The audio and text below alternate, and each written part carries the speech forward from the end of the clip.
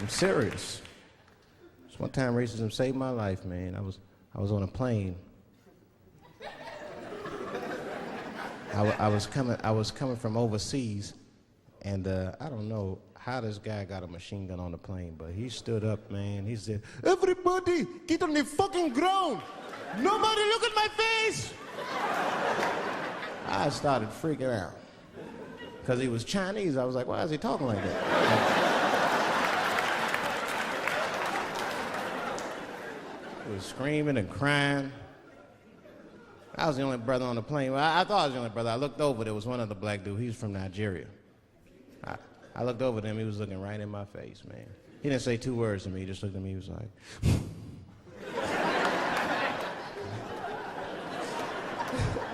He didn't need to talk, I knew just what he was talking about. I looked right back at him, I was like...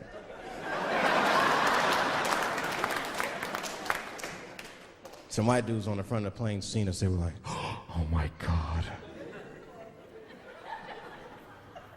I think those black guys are gonna try to save us."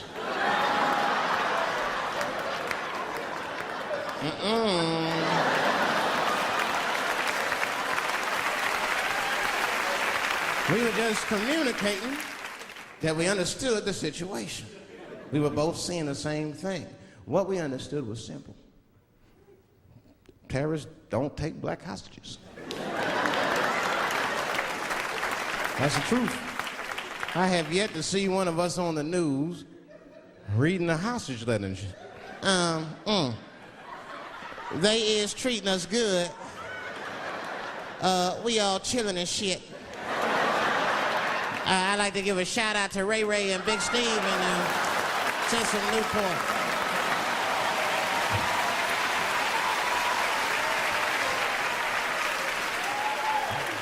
You're not gonna see it. Terrorists are smart. They know what they're doing there, you know. They terrorists. They know black people's bad bargaining chips.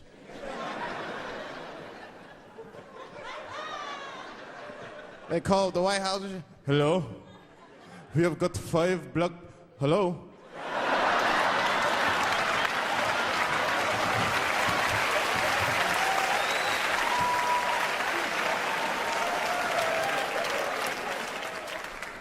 You'd be back in D.C. You know, I was thinking, man, this is an election year.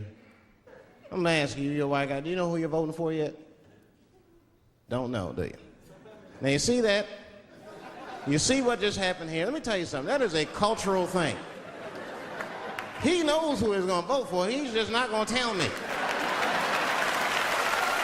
See? I've noticed that.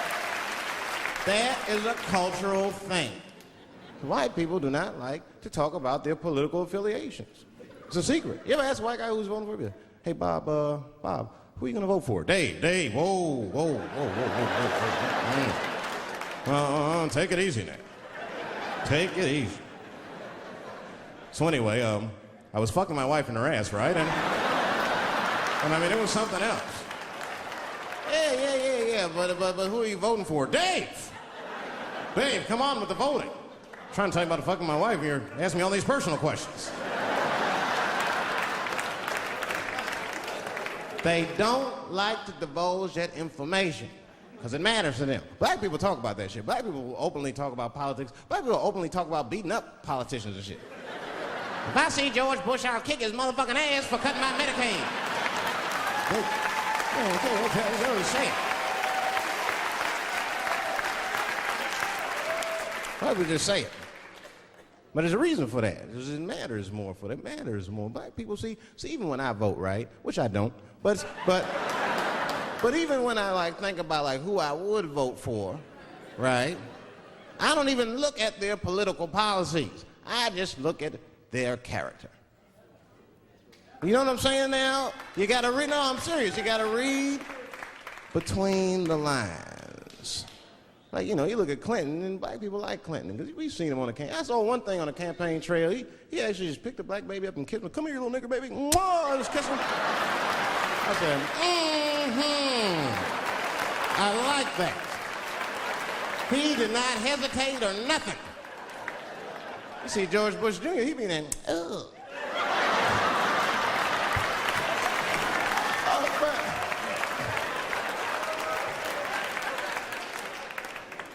Like, say, I'd never vote for George Bush Jr., but I don't know George Bush Jr.'s politics.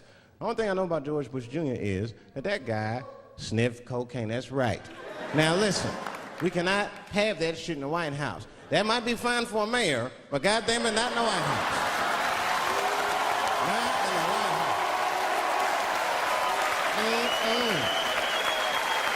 You know what I'm saying? The stakes are too high in the White House. Can't have no cokehead president. He be selling nuclear secrets for $20, $30 and shit. He'll be in meetings embarrassing America. Come on, sign the treaty, baby. I suck your dick. Like, what the? Mr. President. Like, Mr. President, that is not how we do business here, sir. Stop sucking the ambassador's dick. No, let him finish.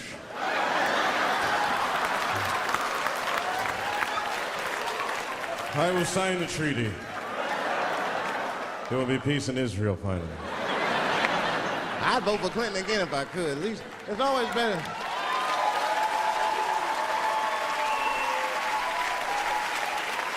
Now again, I'm not looking at his politics.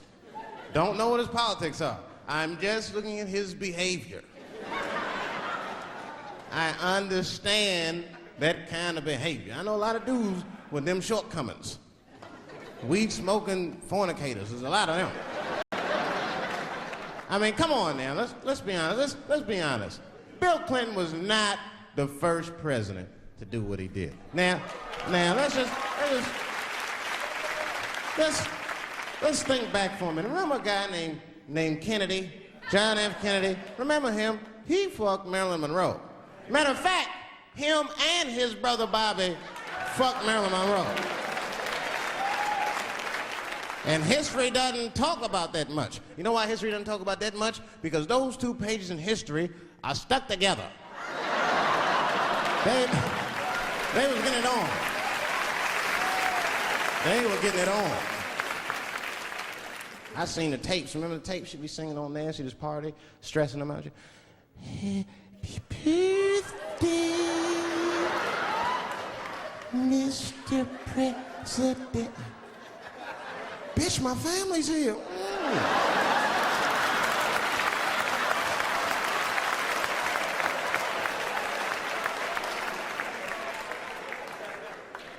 Clinton did the same thing, but he didn't do it like that.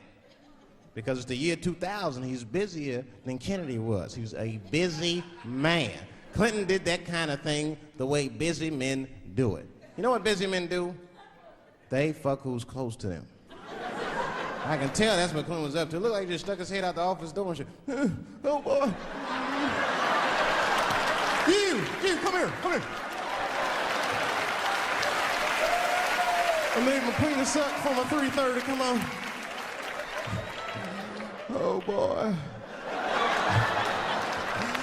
He's probably looking at Kennedy's picture and shit. Oh.